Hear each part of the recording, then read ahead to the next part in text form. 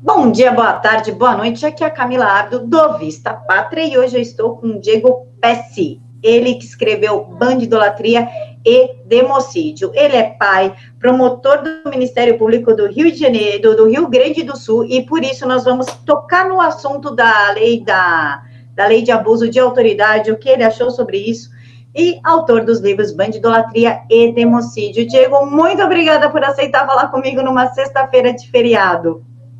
É um prazer estar aqui para ajudar no que eu puder. Diego, então a gente já começa aqui com a primeira pergunta, que é, o Bandidolatria, ele foi dividido em duas partes. A primeira foi escrita pelo senhor e a segunda pelo Leonardo Jardim de Souza. Por que essa divisão e, afinal, o que é Bandidolatria? Bem, na verdade são dois ensaios que se completam, não é? Eu faço a primeira parte do livro com algumas considerações sobre a realidade da segurança pública no Brasil, e a segunda parte, o Leonardo trata mais especificamente do garantismo penal e dos reflexos dessa doutrina no Brasil. A bandidolatria, preciso que a gente faça um pequeno esforço histórico aqui para chegar nesse conceito. Nós partimos de uma doutrina, do entendimento filosófico, no sentido de que a nossa sociedade, que a nossa vida social se baseia na ordem. E essa ordem, por seu turno, era baseada em valores morais perenes. Não é? De maneira que, no Brasil, já por volta de 1967, né, Mário Ferreira dos Santos, nosso grande filósofo, ele lança uma obra chamada Invasão Vertical dos Bárbaros. E nessa obra o Mário já denunciava que ele verificava no Brasil um problema muito grave, que era a relativização dos valores morais. E um outro sintoma grave de barbarismo, que era o esquecimento da vítima e o grande, digamos assim, enaltecimento do criminoso. Mário morre em 68 e por volta do ano 2000 surge uma outra obra de dois magistrados paulistas, Ricardo Dipp e Volney Correia Leite Moraes Júnior, chamada Crime e Castigo, Reflexões Politicamente Incorretas. E nessa obra é cunhado o termo bandidolatria, pelo Volney, saudoso doutor Volney, e justamente rememorando aquilo que Mário Ferreira já havia advertido. Ele dizia que nessa nossa era, e veja, isso no início dos anos 2000, havia uma revivescência cínica, um sintoma de barbarismo muito grave que se chamava bandidolatria. E a vítima era, no Brasil, cada vez mais esquecida, ao passo que o criminoso era uma figura colocada num pedestal, quase que divinizada. Nesse livro, então, surge o conceito de bandidolatria, que nós podemos colocar na situação atual do Brasil. Por que nós utilizamos, por que nós trouxemos novamente à tona esse conceito? Porque é o que se passa na nossa realidade. Eu falava há pouco com um colega teu, Ricardo Roveran. No Brasil nós temos 60 mil homicídios por ano, 70 mil desaparecidos por ano, 3 assaltos por minuto, veja, 3 assaltos por minuto, apenas nas capitais do país, quase 1.800.000 assaltos por ano, 50 mil estupros por ano, e índices de resolutividade baixíssimos. Né? Nós pegamos toda essa quantidade de crimes e, por exemplo, em relação ao homicídio, entre 5% e 8% são denunciados. De maneira que num período de 15 anos nós tivemos 800 mil homicídios, 700 mil ficaram sem denúncia. Então no Brasil, se mata mais no Brasil num ano do que todos os grupos terroristas do mundo operando. Matam em 2 anos, ou seja, eles precisam de 2 anos para matar o que se mata no Brasil em 1 ano. No Brasil nós matamos mais que na guerra da Síria.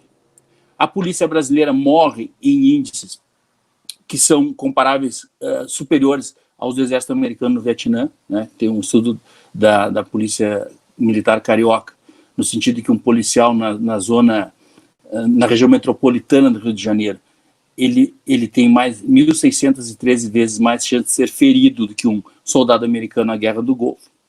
E diante de toda essa realidade desse quadro de anomia penal, né, de impunidade absoluta, o discurso hegemônico no Brasil é no sentido de que o Brasil prende muito, de que o Brasil prende mal, e de que nós vivemos encarceramento em massa, ou seja, um discurso absolutamente desconectado com a realidade.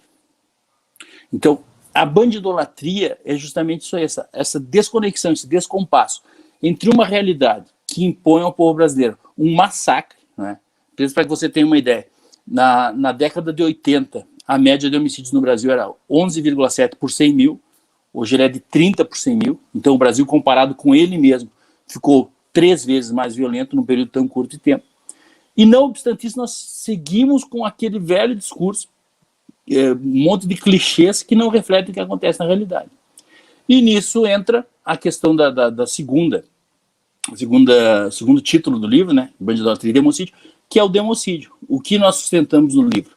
Que esse massacre, porque não há outra palavra, não é? O extermínio de 60 mil cidadãos por ano e mais 70 mil que desaparecem, não é, por ano, é, em larga escala, culpa do Estado brasileiro. Democídio é um conceito criado por um professor universitário norte-americano chamado R.J. Rummel, e esse conceito significa basicamente o quê? O extermínio, a morte de qualquer pessoa ou povo pelo próprio governo. Então, o que nós dizemos é o seguinte: o Estado brasileiro, ao longo dos anos, né, permitiu o sucateamento da polícia, das forças de segurança pública, afrouxou a legislação penal e processual penal de uma maneira que beira o surrealismo, retirou do cidadão o direito à legítima defesa, o porte e a posse legais de arma de fogo é uma coisa cada vez mais impensável no Brasil para aquele cidadão obediente à lei. Não construiu e não manteve presídios em número e em condições suficientes para abrigar uma população carcerária. E esse mesmo Estado denuncia a própria inépcia, né? Como se diz, se limpa na própria sujeira, denunciando o superencarceramento, como se isso fosse o efeito de uma política pública equivocada que prende demais, quando, na verdade, esse Estado não apura a grande maioria dos crimes, né? Veja, eu referi aqui 1.800.000 assaltos, né, roubos. Roubo é subtração de patrimônio mediante violência e grave ameaça. Violência ou grave ameaça. 1.800.000 por ano. Aí um veículo de imprensa fez uma apuração no Rio de Janeiro para ver quantos casos eram apurados e verificou que de cada 53 inquéritos policiais, apenas um tinha a apuração da autoria. Isso dá 2% de resolutividade.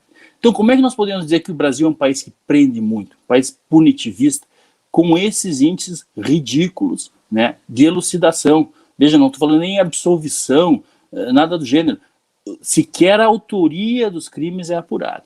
E é uma a tônica do nosso livro é justamente esse descompasso entre aqueles que Sol chama de intelectuais ungidos, né, ou os detentores da ignorância credenciada, e entre o que eles pensam e a realidade que nos cerca. E qualquer profissional do direito que tenha atuado efetivamente na área criminal há de concordar comigo que é isso que efetivamente acontece. De um modo geral, a ideia do livro é essa.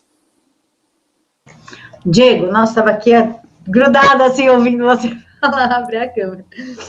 Diego, você como promotor público, ano passado o Toffoli assinou, esse ano eu não sei se ele já fez isso, mas o ano passado ele assinou um perdão judicial para não sei quantos mil presos no final do ano. Isso seria um tipo de bandidolatria? Você está se referindo, não seria ao indulto? Ele deu um presidencial para certo número de presos no ano passado. Eu não estava no Brasil no ano passado, mas a última questão que eu recordo que gerou uma grande polêmica foi, inclusive eu escrevi um artigo a respeito disso, chama-se o indulto, a prisão e o gol de Scalia, né, falando de menção ao juiz da Suprema Corte Americana. Uma coisa que se verifica sempre, e se ficou nos últimos anos com uma grande... de uma forma muito acentuada, foi aumentando a frouxidão e a permissividade, são esses decretos de indulto natalino, né? Até que chegou ao ponto que um desses decretos foi contestado pela Procuradoria-Geral da República. E eu digo assim, se encaixa nessa linha de raciocínio do que eu acabei de falar aqui, porque é justamente isso. Você tem um sistema carcerário no Brasil que em 2011, perdão, em 2011, o Conselho Nacional de Justiça já recomendava, sob pena de responsabilidade, que houvesse investimento no sistema carcerário brasileiro, porque estava deficitário. O Fundo Penitenciário Nacional dispunha, segundo o Portal da Transparência, de 3,5 bilhões de reais para serem investidos na construção e reforma de presídios, que não foram investidos, os valores foram contingenciados. Né? Um país que construiu tantos estádios, esses valores foram contingenciados. E aí nós temos pressão de organizações não governamentais, de várias entidades, no sentido de que se acabe com a política de encarceramento. E essa pressão é justamente no sentido de que, como é que se faz isso? Se acabando com a construção e se bloqueando o investimento na construção de cadeias. O que acontece? Se você, com a criminalidade como há no Brasil, por menor que seja o índice de resolutividade, essas cadeias, que são poucos presídios, que são deficitários, não tem vagas suficientes, eles vão acabar sendo superlotados. Isso é um dado evidente. Mas essa superlotação não pode ser confundida com excesso de encarceramento. É falta de local adequado para colocar os presos. E aí, esse mesmo Estado, contrariando a orientação do Conselho Nacional de Justiça, não construiu presídios, ele denuncia a superlotação e a utiliza como justificativa para libertar presos perigosos, né? Esses decretos de indulto, muitas vezes, já estavam colocando de volta às ruas presos muito perigosos, pessoas nocivas à sociedade, que, como nós mostramos no livro, saem da cadeia e vão fazer aquilo que sempre fizeram, cometer latrocínio, cometer roubo, cometer estupro, esse tipo de coisa. Então, essa questão do democídio, que o sistema se retroalimenta, né? Ele usa a própria inépcia dele e punir adequadamente, porque é preciso que se diga, ninguém aqui defende que o sujeito seja preso e colocado em condições subhumanas, nessas ruínas. Não, tem que ter presídio decente, né? Tem que ter um presídio que permita para ele, se ele entender que é o caso de mudar de vida, que ele assim consiga. Nós não queremos a punição de qualquer maneira, mas o Estado brasileiro, ele gera uma situação que ele próprio acaba utilizando, né, para justificar sua inépcia, com indultos, com mutirões carcerários, uma série, e uma das ideias geniais, entre aspas, que surge para aliviar a pressão no sistema é justamente a legalização das drogas. Mas, Diego, você como promotor acha que a legalização das drogas vai diminuir isso porque vai aumentar a violência, o cara vai roubar para poder... Claro, mas é claro, é uma das ideias que estão em pauta, talvez seja a ideia mais candente no momento no Brasil, né? E se não passar via legislativa, se corre o risco de que ela aconteça via judicial, já há manifestações de ministros do Supremo nesse sentido. Eu acho essa ideia completamente equivocada, uma ideia maluca, uma coisa que não deu certo em lugar algum do mundo, sabe? Você vê a desgraça que foi para o Uruguai, isso aí, aumento exponencial do número de homicídios, aumento do tráfico e consumo não apenas de maconha, como também de cocaína, né? E veja, o Brasil hoje em dia, o Brasil é um país que vive aquilo que se chama uma guerra irregular, ou até uma guerra molecular, como se costuma definir. Nós temos parcelas do território brasileiro que são tomadas pelo crime organizado. Eles definem quem pode morar ali, eles definem qual a lei a ser aplicada ali, decidem que tipo de crime pode ser praticado ou não, decidem que tipo de religião pode ser praticado ou não. São comunidades inteiras submetidas à tirania de uma lei, que, ao contrário da lei do Estado, é uma lei rigorosamente observada, e por isso é obedecida, né?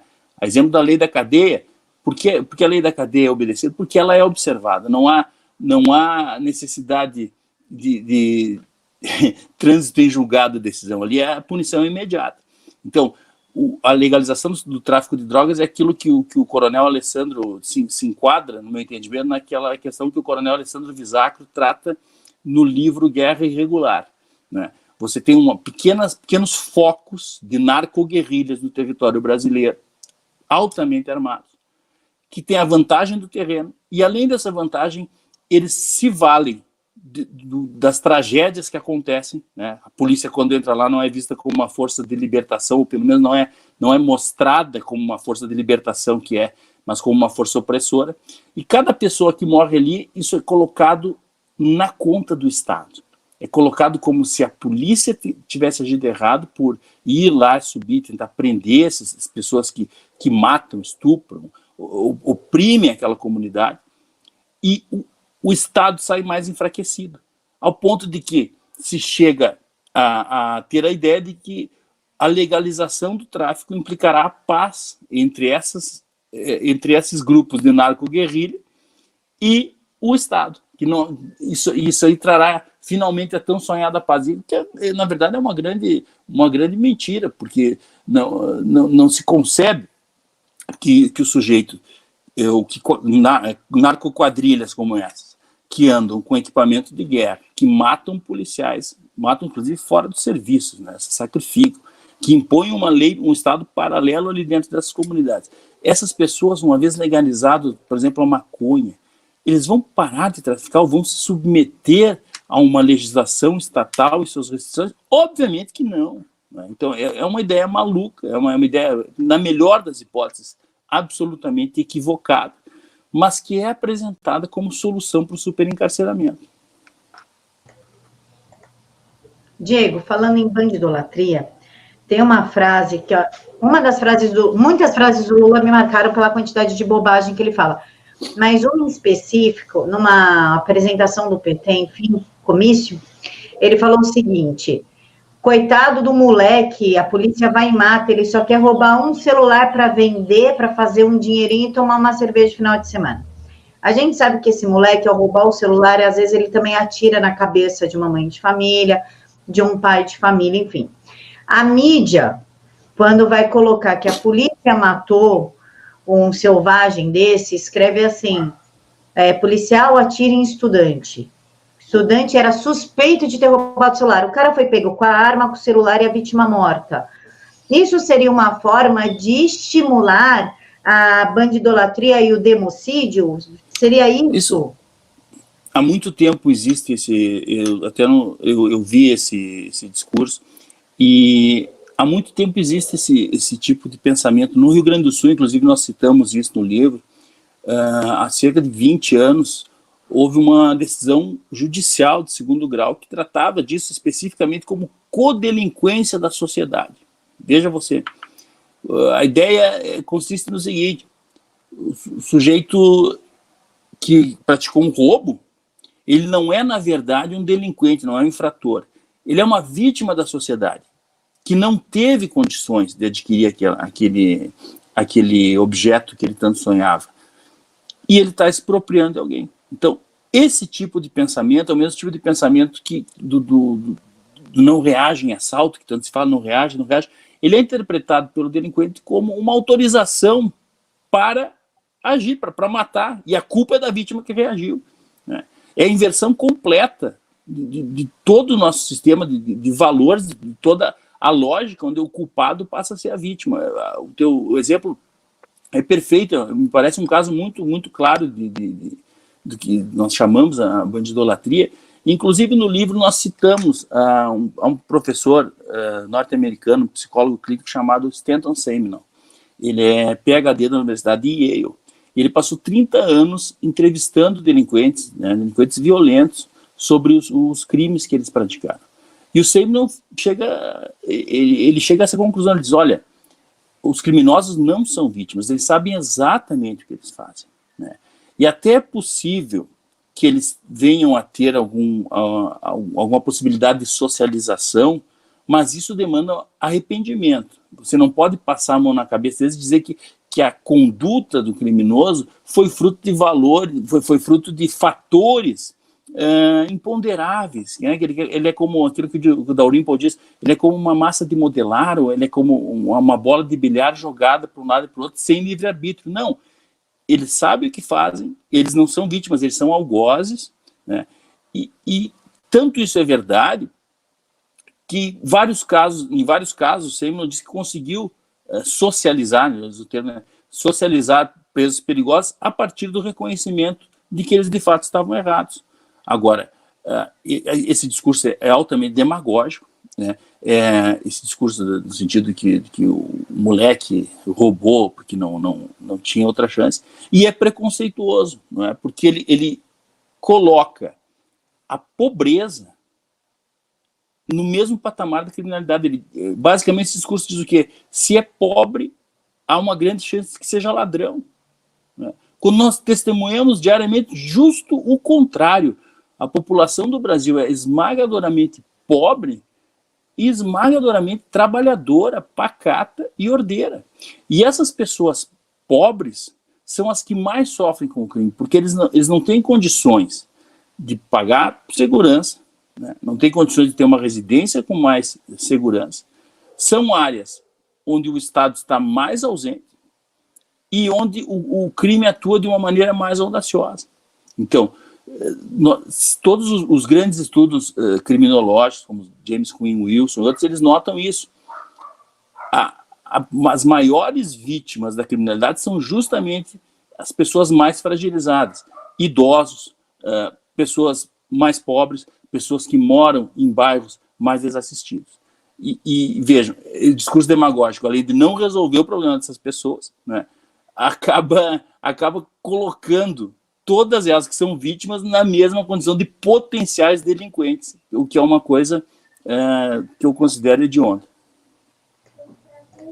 Diego, partindo do princípio que se for pobre vai roubar, como então seria justificado quando um moleque da classe média, porque eu moro em São Paulo, aqui não é raro você ver um moleque numa balada relativamente cara, sair com os amigos, estuprar alguém e matar alguém. Como é que você justificaria isso? Claro, é a classe média auto-excluída da sociedade? O que o Semino diz é justamente isso. A característica comum que ele enxerga nos criminosos é uma mesma maneira de pensar, né? Todos eles têm pouquíssima alteridade, pouquíssima consideração pelos direitos alheios, né? E uma propensão muito grande à autojustificação, né? A dizer que aquilo que eles fizeram era uma coisa justificada.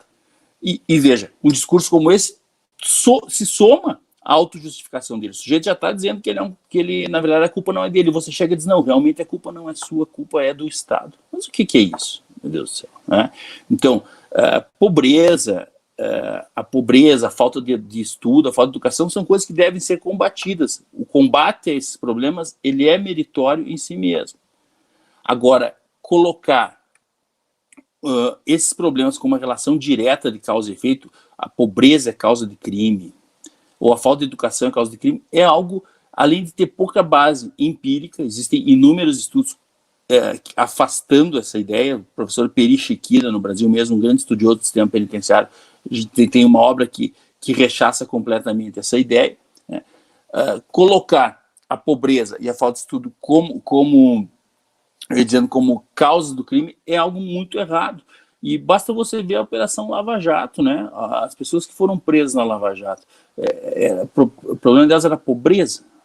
O problema delas era a falta de instrução? Não. O que elas têm é acesso a um perfil de delinquência, né? De colarinho branco, um tipo de criminalidade diferente, né? Mas a prazer ou a índole, a disposição em praticar o crime é exatamente a mesma do sujeito que pratica pequenos furtos ou que pratica roubos com violência e grave ameaça. Diego, o senhor como promotor vê muitos estupros, enfim, vê coisas horríveis, né? Antes o estuprador era um selvagem, um animal, um criminoso. Hoje a esquerda já coloca ele como doente e nós sabemos que ele não é doente. Nós sabemos que é um cara cruel que gosta de subjugar a vítima. Você acha que pode chegar a um patamar de que nós mulheres vamos ouvir coisas do tipo: se você não quer ser estuprada, não saia de saia, ou coitadinho, ele estuprou porque ele é um excluído da sociedade, ele é feio, ele é pobre e não tem acesso às mulheres. Você acha que a gente pode chegar a esse nível, porque já passaram estuprador de selvagem e animal para um coitadinho doente? Você acha que nós estamos próximos desse patamar da bandidolatria, ter, sei lá, um estupro-idolatria? Eu espero que não. Essas coisas que você relatou aí, eu já vi esse tipo de coisa ser dita, né? O estupro é um crime muito revoltante, né? Porque a vítima, ela é sempre revitimizada, né?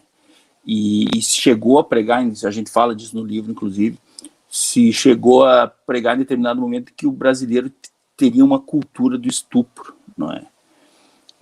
E aí você faz uma breve pesquisa na internet, você vê que a quantidade de linchamentos de estupradores no Brasil é uma coisa absurda, então, porque no meio da população essa cultura absolutamente não existe. E digo mais, no próprio meio penitenciário, né? Entre os presos, o estuprador ele é considerado da pior espécie de preso, que geralmente tem que ser colocado numa cela segura, ou seja, isolada, ou junto com outros presos de menor periculosidade, porque é uma coisa que causa grande repulsa, é um tipo de crime que ninguém, nem mesmo os delinquentes assimilam como algo normal, eles veem isso como algo muito grave. Então, uma questão que a gente coloca no livro, que eu acho interessante, é que existem estudos falando sobre o porte legal de armas para mulheres como um elemento de dissuasão em relação ao estupro, né? E porque uma mulher armada, obviamente, tem muito mais chances de reagir ao estupro, de impedir um estupro. Curiosamente, essa pauta jamais é trazida para discussão no Brasil, né? O Brasil tem, então, um movimento feminista cada vez mais forte, e eu não digo nem que se precise concordar com isso, mas eu entendo que é uma coisa que deveria ser, no mínimo, discutida diante desse número de 50 mil, quase 50 mil estupros por ano, não é? E você vendo que a polícia brasileira realmente não tem condições de dar segurança para a população, né, com essa quantidade de crimes. Se o direito à autodefesa específico da mulher não é algo que deveria ser melhor debatido, de modo a possibilitar, porque uma mulher armada, ou a facilitação do porte para a mulher, segundo esses estudos que nós citamos, esse porte também reflete insegurança para as demais, porque o estuprador não sabe quem vai estar armado, né? Então é uma coisa que eu entendo que deveria ser no mínimo discutida, mas há um silêncio, como se diz, ensurdecedor em relação a essa matéria no Brasil. Diego, agora sobre a lei do abuso de autoridade e o fim da prisão em segunda instância. Você acha que isso vai estimular a criminalidade ou isso só representa para quem tem muito dinheiro, para recorrer ao STF, enfim, esse monte de trâmites processuais que existem e que nós jamais poderemos pagar? Você acha que a lei de abuso de autoridade e o fim da prisão de segunda instância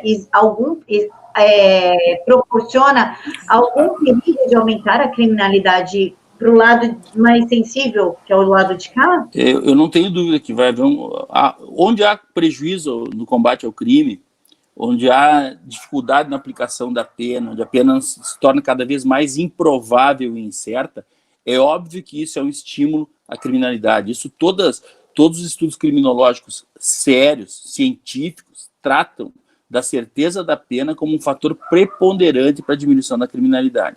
Então você veja, há pouco eu falava com o Ricardo Roverã, citei um exemplo de Cascavel. Cascavel já foi solto um homicida, assassino de policial, condenado a 29 anos de prisão. De que maneira ele foi solto? Ele respondeu ao processo preso, não é? Foi condenado pelo Tribunal do Júri, a confirmação foi confirmada pelo Tribunal de Justiça do Paraná, 29 anos de prisão, e na confirmação da sentença pelo tribunal, o tribunal disse o quê? Olha, ele vai ser mantido preso a partir de agora em razão dessa condenação em segundo grau. Não se fala mais em preventivo, porque na época o entendimento é de quê? Condenado em 2 instâncias, ele está preso em razão da confirmação da condenação. Vem a decisão do Supremo Tribunal Federal, dizendo que a condenação em segunda instância não é mais causa suficiente para a manutenção da prisão. O que a defesa faz? Entra com um pedido perante o juiz, e esse pedido é deferido, porque na esteira da decisão do Supremo Tribunal Federal, aquela causa da prisão dele já deixou de existir. Então, só para pegar um exemplo, as consequências são incalculáveis. E aí você soma isso a lei da chamada do abuso de autoridade, né, que na verdade é uma lei da mordaça. É claro que isso vai inibir a atuação do Ministério Público, do Poder Judiciário, e essas leis, essa lei do abuso de autoridade é uma lei com tipos muito abstratos, não é? Podem encaixar ali qualquer coisa, então gera uma incerteza na atuação do Ministério Público, do Poder Judiciário, muito grande, não é? E nós não podemos esquecer de que maneira surgiram esses projetos, não é? Eu sempre recomendo um livro de um procurador chamado Rodrigo Chemin, que se chama Mãos Limpas, Lava Jato e Mãos Limpas. A corrupção se olha no espelho. Ele compara a Operação Mãos Limpas na Itália à Operação Lava Jato no Brasil. E ele mostra todos os passos da Operação Mãos Limpas, né, quando ela vai atingindo sucessivos estamentos de poder. Até que quando ela chega num determinado... Bem, então, Camila, como eu estava falando antes dessa pequena interrupção técnica, nessa obra do professor Rodrigo Chemin, ele mostra como a Operação Mãos Limpas ela foi evoluindo até que ela chegou a atingir um determinado estamento, um determinado patamar de poder, e a partir dali houve uma reação, não é? E é uma reação muito semelhante a essa que aconteceu, que está acontecendo agora no Brasil, né? E obviamente, o que aconteceu no Brasil afeta a persecução penal de uma maneira geral, e não apenas e unicamente em relação a esses crimes de colarinho branco. Então, eu entendo que, a partir do momento que você já, além de todas aquelas dificuldades que a polícia e que o Ministério Público e o Poder Judiciário enfrentam, né, para a apuração da autoria, para a elucidação dos crimes e para a responsabilização dos culpados. Quando, além de tudo isso, você coloca mais empecilhos, quando você coloca um grau de incerteza muito grande na atuação desses profissionais, e mais do que isso, quando o resultado final, né, você conseguiu fazer tudo, o resultado final, ele é adiado, até sabe Deus quando, né, que seria a condenação definitiva, o trânsito em julgado, com esse mundo, esse manancial de recursos que existe no processo penal brasileiro, não há dúvida nenhuma de que isso vai refletir em termos de segurança pública, porque, como eu ia te dizendo, a criminologia, todos os estudos sobre diminuição de criminalidade, eles passam necessariamente pela eficiência da atuação do Estado como dissuasor do crime, como o Estado que coloque obstáculos para a prática do crime e que garanta que a pena é uma coisa certa, uma coisa provável, né? E no Brasil a pena é cada vez mais uma coisa altamente improvável. Diego, você pode, como promotor, explicar um pouquinho para a gente o que é essa lei de abuso de autoridade? Porque, na verdade, para a população ficou meio confuso. Aí fica assim, policial pode prender, não pode, usar algema, não usa, tem que se identificar, não tem. Isso é um termo que ficou meio perdido aqui, a gente interpreta do jeito que a gente quiser. Você pode dar mais ou menos um panorama de do que significa? O principal, veja, ninguém é contra a existência de uma lei de abuso de autoridade. Obviamente que a autoridade estatal ela tem que ser exercida com respeito às garantias, né? Com respeito às garantias individuais, com respeito às garantias constitucionais.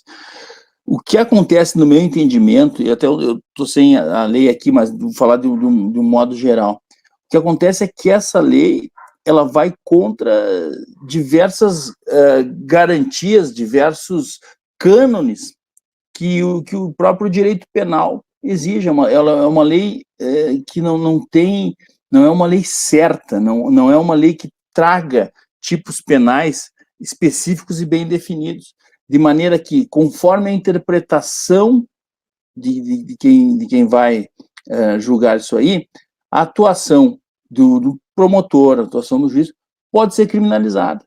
Então, ela coloca um grau de incerteza muito grande na atuação dos magistrados e dos promotores, com conceitos muito vagos. O grande problema da lei penal é um grande problema da lei penal quando a tipificação se vale de conceitos vagos, né? Por exemplo, em situação de manifestamente ilegal. Como é que se define o que é manifestamente ilegal? Não é? E a gente tem que levar em conta o contexto em que essa lei surge, não é? É uma lei que surge a toque de caixa, aprovada com uma rapidez jamais vista, né? Quem dera o pacote anticrime fosse analisado com essa rapidez, e visando aqui interesses, não é? Então, quando você coloca esse grau de incerteza na atuação de juízes e promotores, fica todo mundo com a espada de Damocles sobre a cabeça, não se sabe exatamente o que vai ser considerado abuso ou não, né? E isso implica inevitavelmente um retardamento, uma dificuldade a mais naquela atuação visando a investigação de crimes. Diego, como colocando a bandidolatria, democídio, lei de abuso de autoridade, prisão em segunda instância, como é que você vê isso no reflexo dentro do país? Como é que você, uma visão daqui 6, 8 meses, você consegue fazer um panorama? Olha, tem dois lados essa questão. O professor Gilberto Calado Oliveira, ele fala muito bem disso. É uma coisa que vem há muito tempo, essa flexibilização, esse afrouxamento da legislação brasileira, né? O professor Gilberto Calado faz um apanhado muito bom, pegando desde um tempo em que a prisão preventiva era, de certa forma, obrigatória no Brasil para crimes graves, né? E nós vamos passando pela Lei Fleury e por outros diplomas legais que cada vez mais tornam o direito penal menos incisivo, né? Um direito penal mais frouxo, mais permissivo, né? Até chegarmos ao ponto que nós temos hoje, que eu acho que não há precedentes na história do Brasil para isso, né? Por um lado. Por outro lado, também, nós temos decisões que aí sim eu entendo que é uma violação brutal e há um silêncio muito grande de todo esse pessoal que se diz garantista. Eu não vi nenhum protesto veemente quando o Supremo Tribunal Federal cria um tipo penal novo, não é? Da homofobia, ferido de morte, o princípio da reserva legal, e uma criação de tipo penal por analogia em Malamparte é uma coisa inconcebível e não se ouviu grande protesto. Então, eu vejo com muito pessimismo essa questão do afrouxamento da lei penal. Agora, nós temos em contrapartida uma coisa que me dá um certo alento, que é a atuação do ministro Sérgio Moro à frente do Ministério da Justiça, né? O ministro Sérgio Moro tem feito um trabalho que, no meu entendimento, é sem precedentes, ao menos na nossa história recente. É um profissional que sabe o que está fazendo, né? Altamente capacitado e com todas essas limitações, né, de ordem legal, com toda a dificuldade que se vê que ele está encontrando no pacote anticrime, que até a propaganda do pacote anticrime foi proibida. Ele está conseguindo a diminuição dos índices de criminalidade de uma maneira muito expressiva, né? Quase 22% de redução de homicídios, também mais de 20% de redução dos latrocínios, aumento de 600% das apreensões de drogas. Isso são resultados absolutamente formidáveis e que deveriam ser saudados, destacados pela imprensa e debatidos, porque o Brasil, considerando seu tamanho, considerando os índices de violência aqui registrados, e considerando esse decréscimo obtido pela gestão do atual Ministério da Justiça, isso deveria ser uma matéria de estudo, né, da criminologia, de todas essas pessoas que, eventualmente, aquelas ideias prontas, aquele monte de clichê que o pessoal costuma empilhar, de que punir não resolve, de que a guerra às drogas é uma guerra perdida, etc., de que talvez não seja bem assim, não é? E tem alguns projetos piloto em cidades feitos pelo Ministério da Justiça em que a diminuição do número de crimes foi ainda maior, não é? Então, isso são cases a serem dissecados pelos estudiosos. Mas para que se faça isso é preciso ter a honestidade de reconhecer que talvez quem pensa diferente esteja errado, de que talvez aquela ideologia que se pratica e se professa há tanto tempo não esteja tão de acordo com a realidade, de que um outro enfoque, uma outra abordagem da questão de segurança pública seja mais eficiente. Então, eu tenho esse alento. Eu realmente não teria hoje como prever qual o futuro do Brasil, como é que vai, em termos de segurança pública, obviamente, como é que vão acontecer as coisas daqui para frente. Mas se há, por um lado, esse pessimismo ou essa tristeza, né, com o afrouxamento cada vez maior da legislação, Nós temos, pela atuação do Ministério da Justiça e também de vários estados das secretarias de segurança e das polícias também, um alento de saber que as coisas estão andando melhor.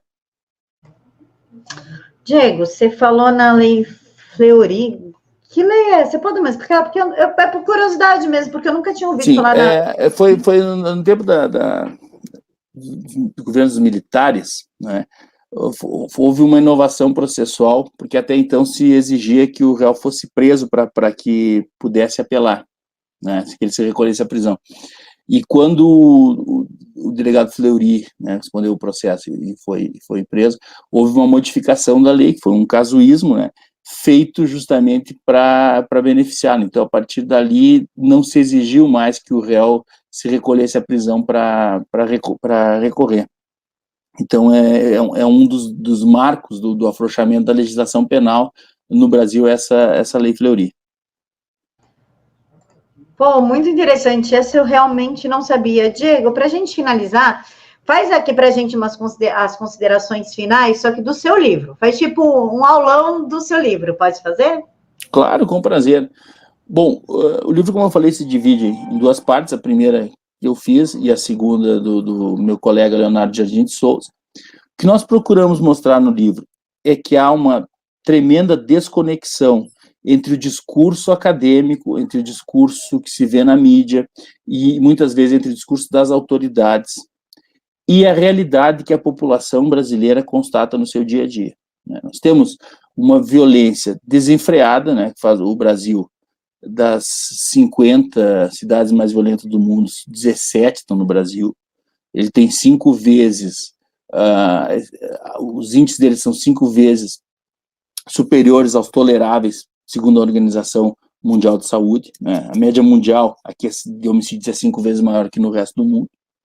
Então, nós temos uma realidade que nos circunda que é de absoluta violência, né? Nós temos um Estado que não cumpre o seu dever de prestar segurança pública à população e não permite que essa população exerça seu direito à autodefesa, né? Defesa pessoal. E esse mesmo Estado vende um discurso, transmite uma ideia de que ele encarcera muito, de que ele prende muito e de que prender não é a solução, quando ele não apura a autoria de mais de 90% dos homicídios praticados. Então, nós vemos ao longo do tempo, o Brasil sai da década de 80 com uma média de homicídios de 11,7 por 100 mil habitantes e passa para uma média de 30 por 100 mil habitantes, ou seja, um brasileiro morto a cada 9 minutos, e se tenta tapar o sol com a peneira, como se isso fosse uma coisa normal, uma coisa inevitável, uma coisa que nada tem a ver com a desídia, com o descaso do Estado brasileiro em relação a isso. Essas são as questões que nós procuramos tratar e mostrando a ideologia que fomenta tudo isso, né? O que está por trás disso? São doutrinas, são filosofias que tratam o bandido como uma nova classe revolucionária, como Herbert Marcuse tratou, e essa glamorização da criminalidade, como se, na esteira daquele grande artigo do professor Olavo de Carvalho, Bandidos e Letrados, né, como se o criminoso encarnasse todas as maiores virtudes da humanidade e o cidadão pacato e obediente à lei fosse um lobo hidrófobo, reacionário e cheio de ódio no coração, quando é justamente o contrário. O Brasil, que a maioria das pessoas quer, a população pobre, pacata, as pessoas querem trabalhar, querem viver em paz. Isso qualquer promotor que tenha atuado pelo menos 2 anos numa comarca, que tenha tido contato com a realidade, vai saber isso. As pessoas querem viver em paz, querem ter segurança para criar suas famílias, para viver como acontece no resto do mundo, não é?